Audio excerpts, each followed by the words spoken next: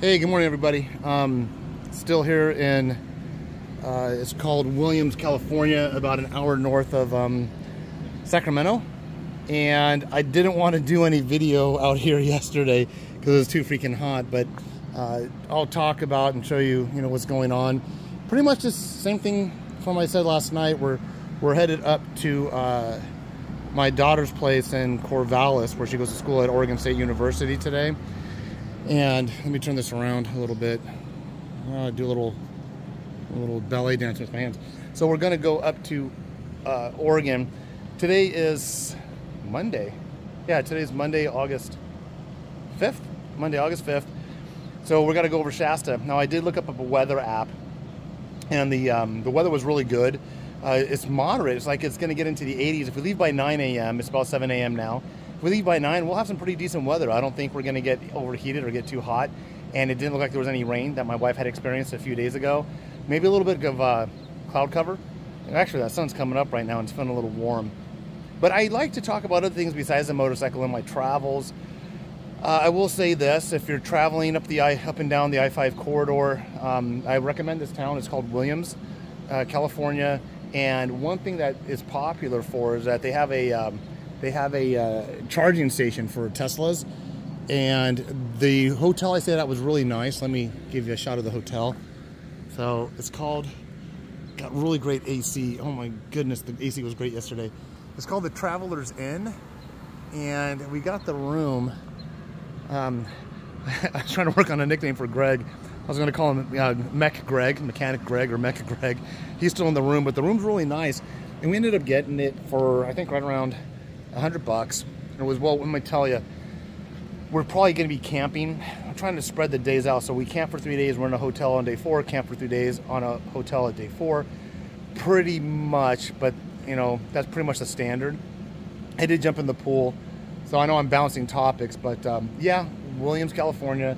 This was a great place to stay. And then also a place called Granzala's or something. It's an Italian establishment. It's well known. I think a lot of people come and just stop to eat there. We ate there last night. Good food. Service could have been a little bit better, but I ate way too much.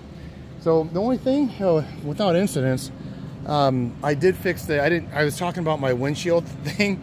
So one thing about the KLR, this just adds character. If I had black tape, it'd blend in better, but this is the color. I had like this olive drab tape.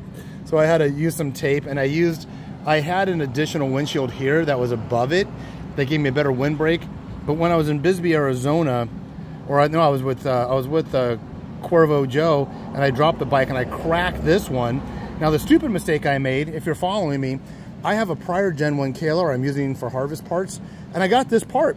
This is like $100 and something if you try to find it online. But I got this part at home. I didn't take time to replace it because it was holding with the super glue and some things I had reinforced in the back. But the wind yesterday just vibrated it all loose, so it was flapping around. So to get to my daughter's, I had to take off the extended windshield, use it somewhat. It was clipped on here and it raised up. You might see it in some of the prior pictures. So I had to use the extended windshield and use it as a brace behind just to get to Corvallis. And I, in fact, actually, these were not too expensive. I ordered another one.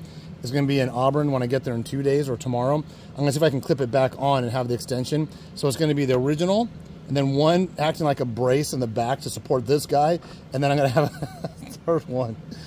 But oh yeah, I just can't find enough ways to add to the weight of the KLR or to my problems. But I wasn't going to do much videotaping at all. So if you're from the 80s and 90s, you understand what videotaping is.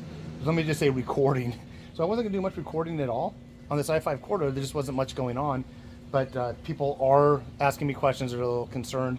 I just want to give a shout out really quick to a military friend of mine, Lieutenant Colonel Jason Check. I used to travel with him. I called him Travelers Check. And he got me into motorcycle riding. And he left a comment. He reached out to me on my text messaging or whatever, and he said, "Hey man, looks cool. You're doing it. Hey, Jason, not even to say you're a big part of this is an understatement. Jason, man, you're the one that helped me find the bike. I couldn't even ride it home. You had to ride it. You helped me find the KLR. You taught me how to ride it. You taught me about safety. You taught me about the most important tool a motorcyclist has is their state of mind and their awareness. And I got to attribute a lot of my experiences and a lot of my success really roots back to you. There has not been a trip that I've been on that I had not thought of you and appreciated you in my life, although we're not in contact that often anymore. Just thanks so much for getting me this far.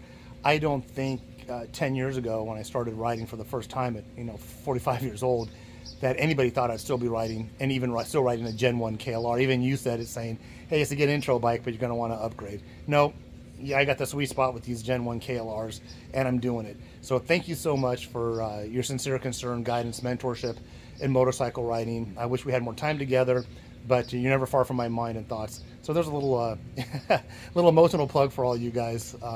And I hope the sun, the sun probably bleached me out on that. I probably should have sat down here to talk. So I apologize if the sun just hit pretty hard.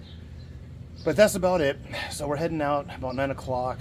It's going to be a 7 to 10 hour day. 7 hours of travel. Throw your breaks in there. We're looking at maybe 10. So 9 a.m. today, 9 p.m. by the time we get there. Maybe a little bit early before 9. So that's, 10 hours. So maybe about 7 p.m. That'll be a good time to pull in to town. Weather looks pretty good. Temperature-wise, no rain. Covering a little over 500 miles. And I hope not to have any more videos to the end. I'll give you a recap at the end. If I'm doing something in between, then something didn't go right. But like Jason Check, Traveler's Check, said to me, he said, Vin, my name's Vince, I go by Adventure Vin. He goes, Vin, you plan your trips like the Normandy invasion, but let me tell you, you do very, very, he goes, planning is essential, but your real adventure begins when your plans fail. And that is absolutely true. And with that, I'm going to conclude this video and say have a great day, and I'll see you at the end of it.